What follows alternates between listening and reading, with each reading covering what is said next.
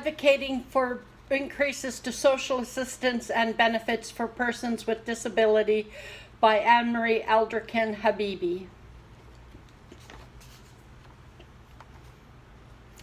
Dear Prime Minister of Canada and the premiers of every province and territory and the citizens of Canada, I encourage you to stand up and advocate for persons with disability to get an increases to social assistance and benefits for persons with disability. My name is Annmarie Elderkin, and I have lived most of my life in poverty and abuse. I'm writing today not for pity, but to advocate for increases to social assistance benefits after having lived on social assistance in Halifax, a living hell of begging and borrowing from 1999 to 2016 when I moved to BC, and after a year got better benefits and finally peace of mind. In Halifax, all I had left after paying rent and bills was $125 for groceries. In Halifax, in 1999, my benefits were $725, and they went up to $850 17 years later. And I was paying rent from $525 to $700 during that time. In BC, my benefits went up to $1,000, and I had a top-up of $200, one from CPP and one from social assistance, and subsidized rent of $365 for the past 3 years. Here in BC, the government does not deduct the difference in my rent, so I have $500 left to buy groceries and pay for transportation. Thanks to COVID payments of $300 since March to August of this year, I am now debt-free and have a small savings. Plus, here we can earn $1,000 before any cutbacks are to our benefits. Now, if CPP could do that, that would be great.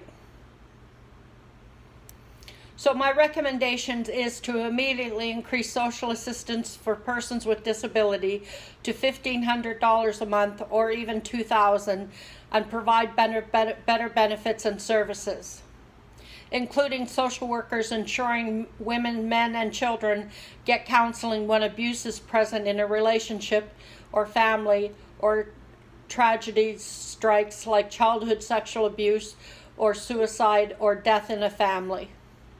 No one should have to go through what I went through, as Canada is a rich nation and the health and well-being of its citizens should be a sign of the wealth of the nation. Our health and peace of mind are worth the effort. My story in brief, this is my story in brief, but there are far more tragedies than I can share. As a child, I endured childhood sexual abuse from an extended family member. I endured severe bullying from kindergarten all the way up to high school to grade 11. I suffered from suicide ideology most of my young years. I went hungry most of the time, only with potatoes or onions or cabbage to eat for weeks when my family lived in Moncton. When my period started, many times I couldn't go to school because I didn't have period pads, and this went on until I was in my 40s, when I was on social services. My father was a violent alcoholic war veteran, and he brought the war home to us with his violent outbursts. We frequently had to flee our home in fear since before I was born until I was 11, when my parents divorced. He called one night drunk, and I asked him to call us when he was sober. The next day, the RCMP came to say that he was dead, and my sibling beat me brutally in front of the RCMP and my mom for at least 15 minutes until they told her to stop. I went into shock and never cried for my father until I was 19, when I saw the movie Terms of Endearment. I never found out he called my other siblings too until I was 32, and I carried the burden of his suicide all that time alone. When I started going out with the man I was to marry, when he said he would kill himself if I left him, I was young and didn't know how to cope, as I never had had any counseling for the sexual abuse or my father's suicide. And my husband was brutally abusive, and he did not drink or do drugs. I stayed with him for 9 years altogether, and we had 2 wonderful children. My son Alexander witnessed the abuse I went through, and he started drinking and smoking marijuana at the age of 11. He has had serious drug and alcohol challenges, but he's gone to counseling, and my son is doing better today.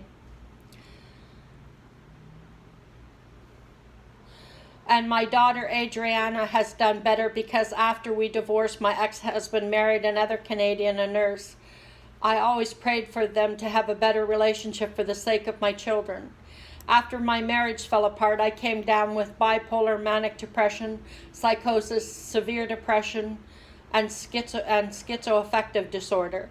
My life fell apart when I went from having a $55,000 a year cooking job to $7,000 a year on social assistance. When I lived in poverty, I almost lost all my teeth due to calcium deficiencies of a poor diet, as I could only afford potatoes and pasta. My mental health spiraled out of control because I could not afford my medications, and so I couldn't take them when I didn't have them. I had many crises due to psychosis and depression. Early childhood counseling could have helped me navigate the challenges that I went through. My life has improved dramatically in moving to BC, and I finally got medication that works. I take Abilify by injection, and it turned my life around, hearing voices and hallucinations, and believe it or not, birth control injection treats my psychosis. My depression, which was serious, it was treated in Halifax with Here and Now therapy and Canadian Mental Health Building Bridges program, where I had visits from a volunteer until I gradually started going to movie day and other events. The Canadian Mental Health Building Bridges program led me to Connections Clubhouse, Healthy Minds Cooperative, Teamworks Cooperative, Network for Entrepreneurs with Disability, and many other programs and services. Due to mental health, I was moderately successful in part-time employment at the QE2 Foundation. I also recommend increasing funding for Canadian Mental Health, Halifax, Dartmouth, and especially the Building Bridges program and other programs for Canadian Mental Health to provide clients with better services and programs.